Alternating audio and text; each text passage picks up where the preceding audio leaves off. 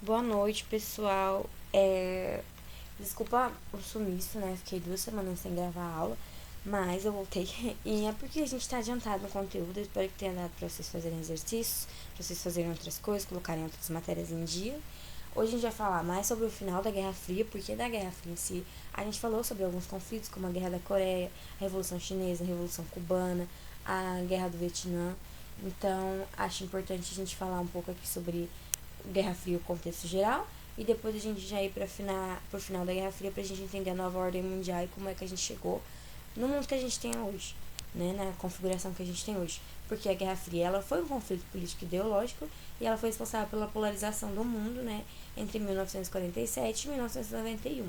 E foi entre Estados Unidos e a União Soviética que eram os maiores líderes mundiais pós Segunda Guerra Mundial, né? E há quem diga que acabou em 1989, com a queda do Muro de Berlim, mas eu vou assumir aqui 1991, porque foi quando a União Soviética deixou de existir.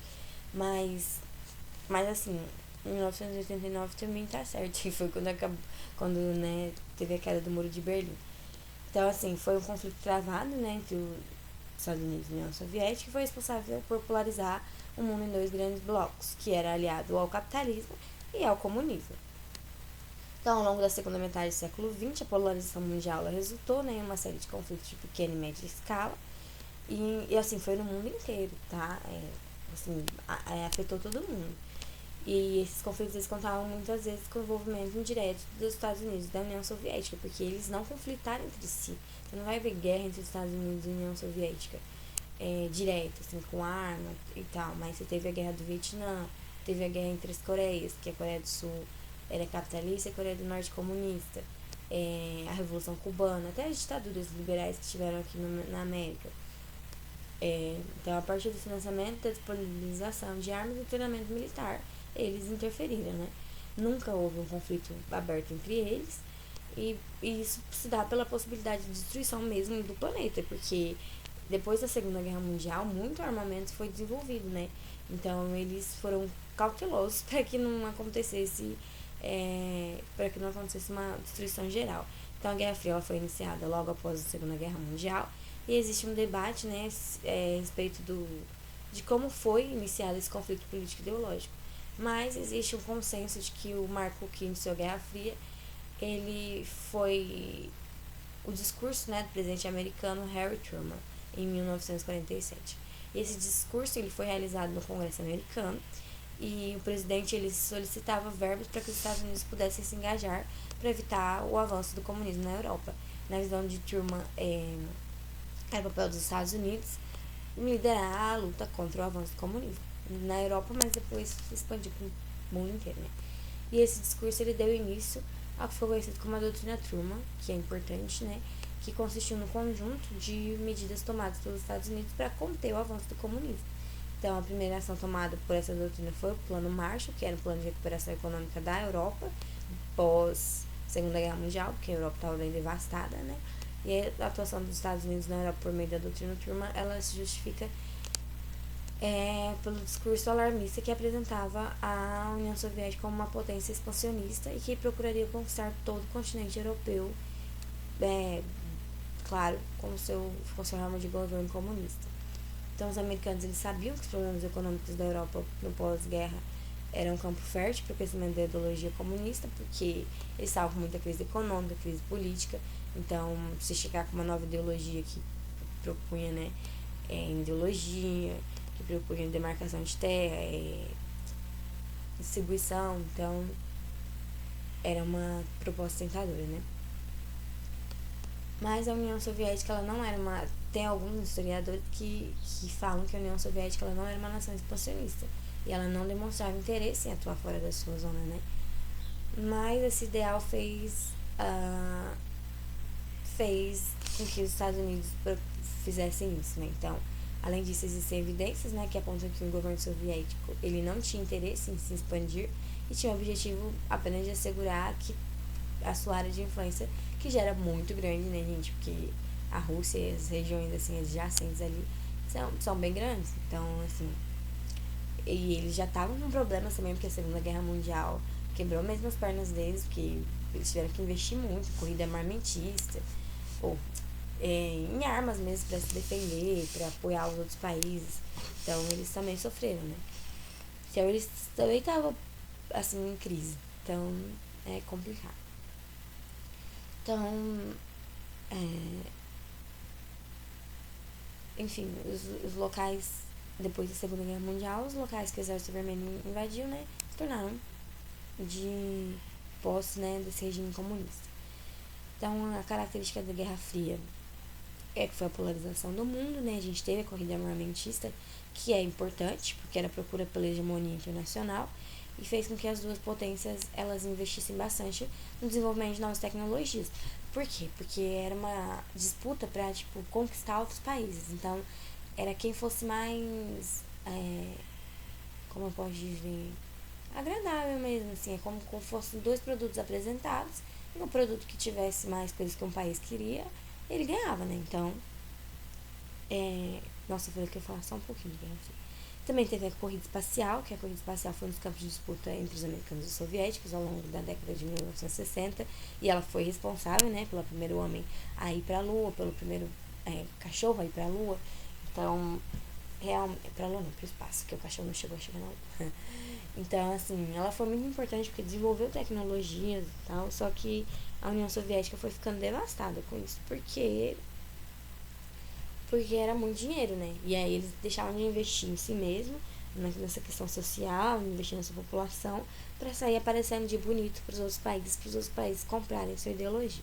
E além disso, eles interferiram, né, estrangeiramente em vários países. Os Estados Unidos é responsável pelas ditaduras militares que aconteceram na América Latina, né, que foram bem sangrentas, mas que eram tudo para conter esse avanço do comunismo.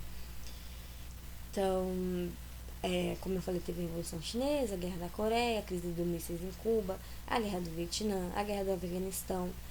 Teve o Plano Marshall e o Comecon, né? O Plano Marshall, ela foi uma cooperação econômica para a Europa.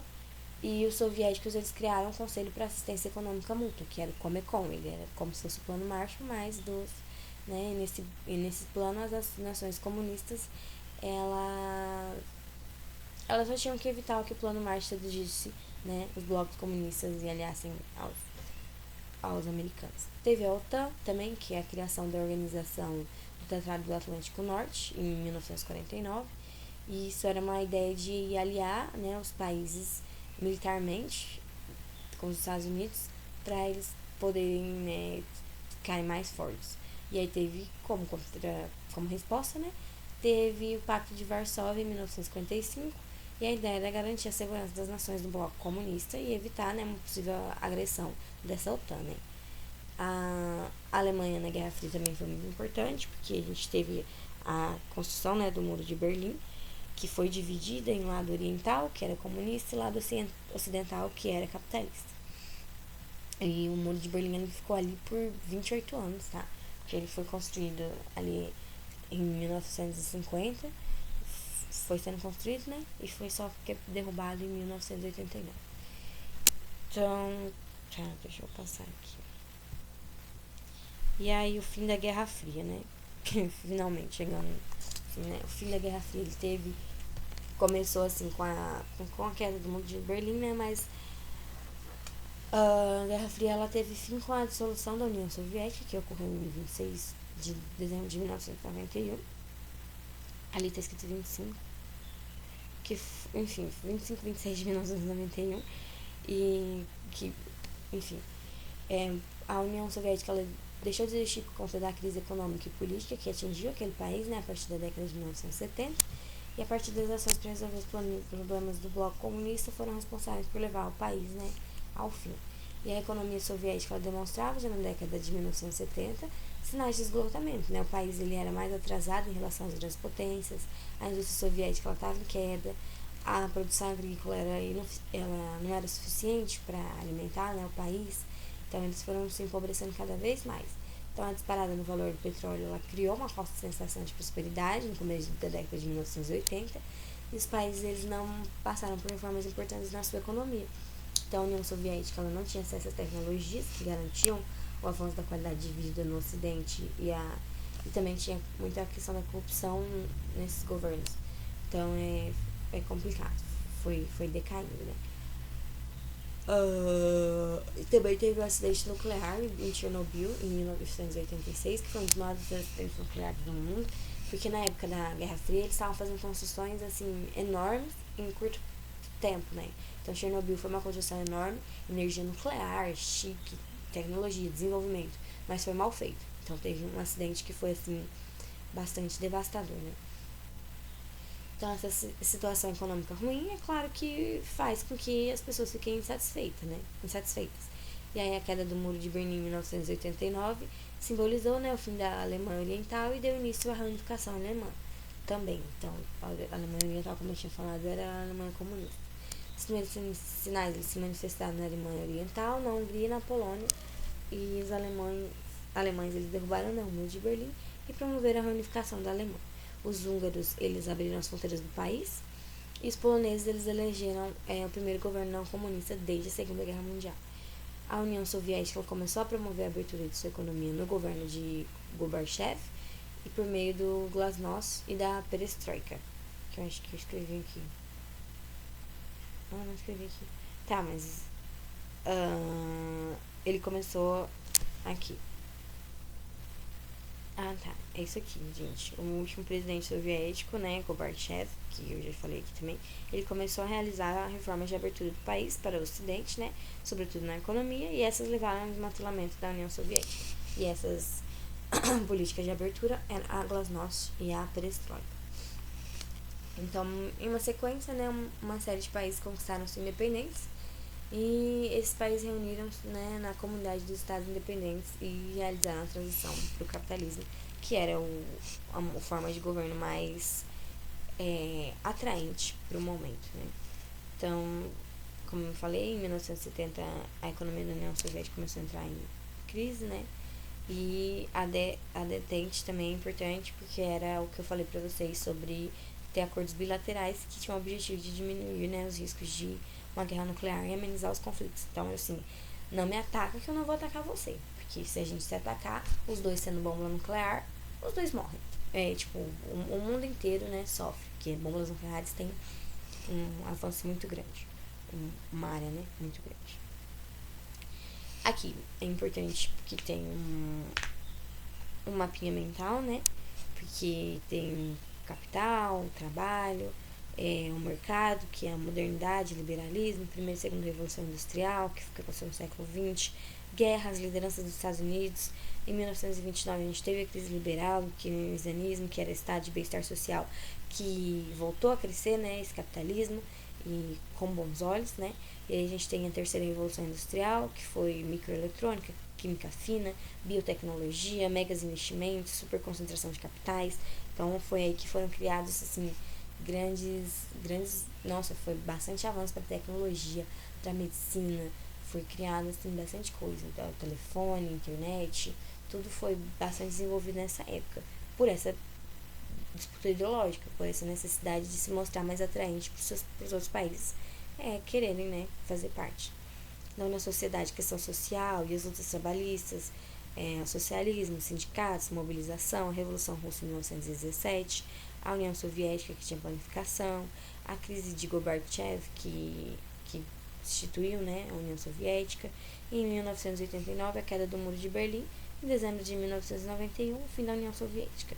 Então, o neoliberalismo ele era regido por teóricos, né, como Hayek e Milton Friedman, e foi aplicado por Margaret Thatcher e Ronald e Helmut. Então, com isso, a gente tem nova ordem mundial, que é muito importante. Só um minutinho.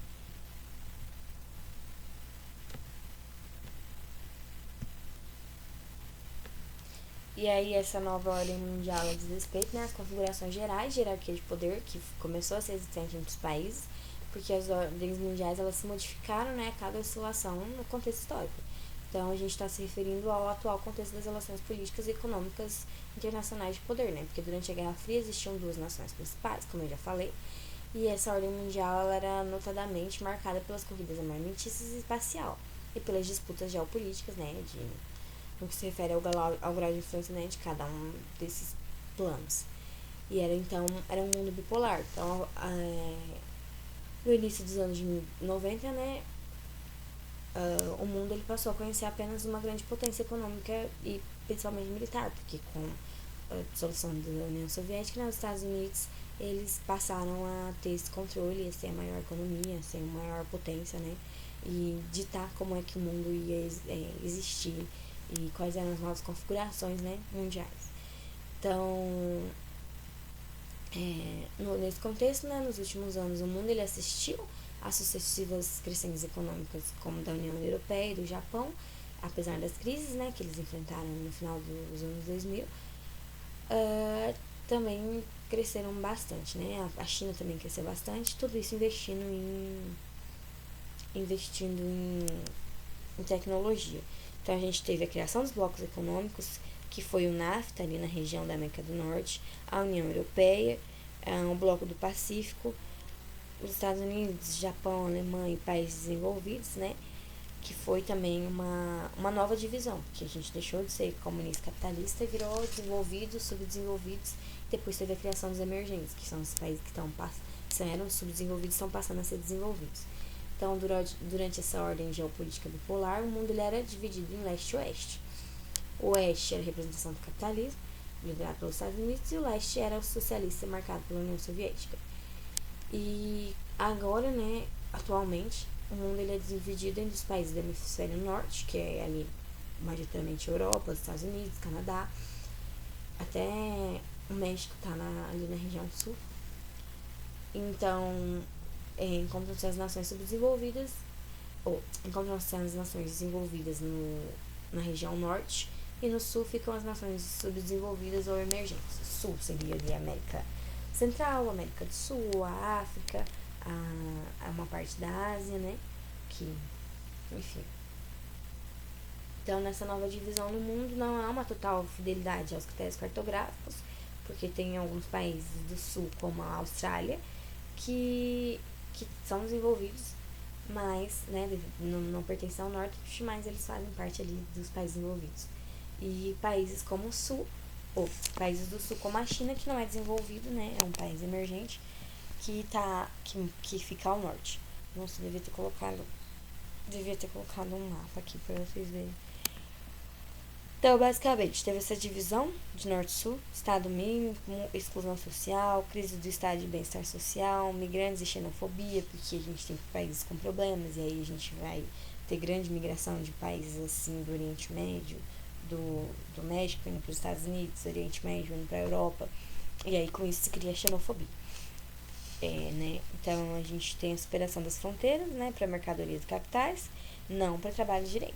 Aí a gente vende a nossa mercadoria, a gente compra, a gente importa, a gente exporta, a gente tem esse livre mercado, mas as pessoas não podem ter uma livre transitação aqui.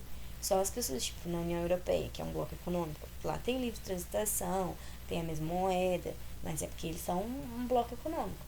Agora, não tem livre transitação entre México e os Estados Unidos, não tem livre transitação entre Vietnã e Inglaterra, então é assim complicado. E aí esses países, eles lideram, né, eles têm novos integrantes, a gente tem a criação dos BRICS, que é Brasil, Rússia, Índia, China e depois América do Sul, África do Sul, que são esses países emergentes. E o Brasil faz parte desse país, que é pobre, mas não tão pobre, mas ultimamente tem decaído, daqui a pouco vai virar um país subdesenvolvido. Então, uma economia de mercado e uma propriedade social. Então, a gente viu um avanço da globalização, o crescimento da tecnologia. A gente pode perceber que os países desenvolvidos são os países que detêm maiores tecnologias, como é o caso da Coreia do Sul.